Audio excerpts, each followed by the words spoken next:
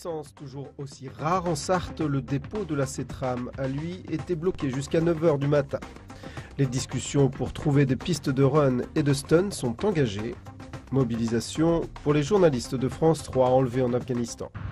Plus de 3/4 d'heure d'attente, c'est ce qu'il faut patienter pour obtenir du carburant dans cette station Total du boulevard de Morieux, à proximité de la gare du Mans. Une des stations qui ont été ravitaillées aujourd'hui, même si les 33 000 litres de la cuve seront rapidement consommés. C'est eux qui ont commandé le camion, donc c'est eux qui me disent où mettre le produit. Surtout que là, j'ai ce qu'on appelle un multiproduit, j'ai 4 produits. 4 produits, c'est-à-dire du samplon 98, du samplon 95, du gasoil normal et du gasoil Excellium. Parce qu'il y a plusieurs variétés de gasoil. Vu ce qui se passe en ce moment, à mon avis, demain matin, il n'y a plus rien. La situation en Sarthe se détend difficilement. À midi, une station sur 2 était ravitaillée en 1 ou 2 types de carburant, selon la préfecture, qui s'attendait à un lundi compliqué. Le dépôt pétrolier du Mans était par ailleurs fermé samedi après-midi et dimanche. La situation devrait néanmoins se détendre légèrement ce mardi.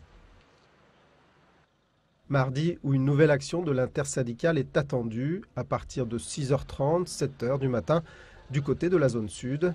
Ce matin, ils étaient une trentaine à bloquer le dépôt de la Cetram jusqu'à 9 h. Pour l'heure, du côté des syndicats, on ne veut pas encore parler d'essoufflement. Non, aujourd'hui, je pense que le mouvement ne s'essouffle pas du tout. Au contraire, dans beaucoup de petites boîtes, ils vont appeler. D'ailleurs, on voit la Cetram, là, dans le milieu de la semaine, ils vont appeler un mouvement reconductible. Donc ça va continuer, surtout aujourd'hui avec la position que le gouvernement a pris, de continuer sans l'avis des salariés et du peuple. La pression que les étudiants veulent continuer à maintenir, réunis à la faculté du Mans samedi dernier, la coordination nationale a appelé à une nouvelle journée d'action ce mardi. Bras zéro aussi du côté de Classe dans la zone sud. Depuis 2 semaines, les négociations salariales achoppent chez le fabricant de tracteurs.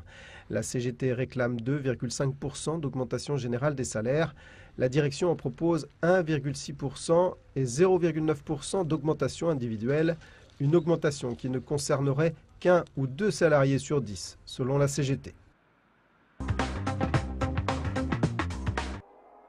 Photos, mesures, plans, les motards s'organisent. Par groupe de travail, ils cherchent des lieux adaptés à l'instauration d'une piste sécurisée.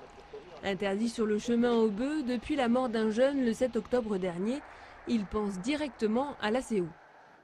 Pourquoi avec les infrastructures qu'on a au Mans, on ne nous a encore rien proposé? Il y a des infrastructures, ça a coûté des millions, il y a des bouts qui ne servent pas toute l'année, ils ne servent qu'un week-end.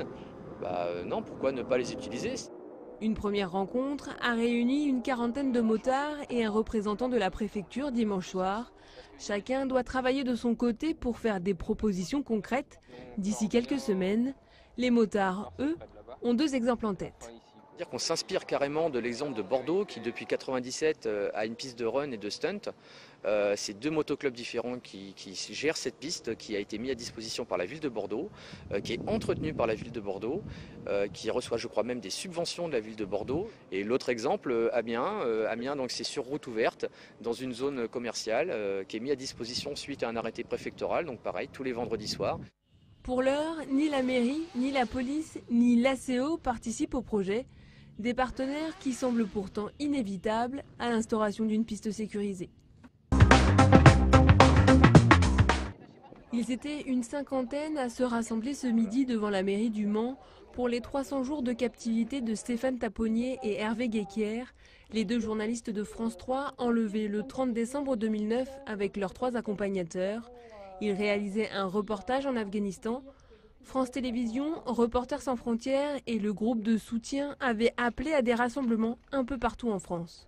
La liberté de la presse, elle se joue aussi bien en local qu'à l'international. Il est très important pour nous, au niveau du club de la presse du Maine, d'apporter notre soutien à toutes les actions qui sont faites partout dans la France aujourd'hui aussi par les autres membres de l'Union des clubs de la presse de France et francophone. La liberté de la presse, c'est d'abord et avant tout la liberté des citoyens, puisque la pluralité de la presse et le fait que les journalistes puissent librement accéder à l'information, la collecter, la valider et la restituer aux citoyens, c'est la base de toute démocratie.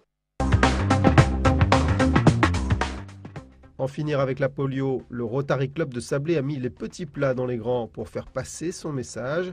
Samedi soir, il s'est affiché sur la façade du château. L'après-midi, ses adhérents avaient recueilli de quoi financer 2000 vaccins.